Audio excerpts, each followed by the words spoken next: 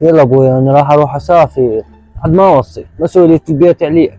مفتاح السيارة، مفتاح المدرسة، اخوتك ما اوصيك عليهم بعد. صار ابويا تدلل انت، بس روح. كم دونم هي؟ تقريبا 4 دوانم ونص.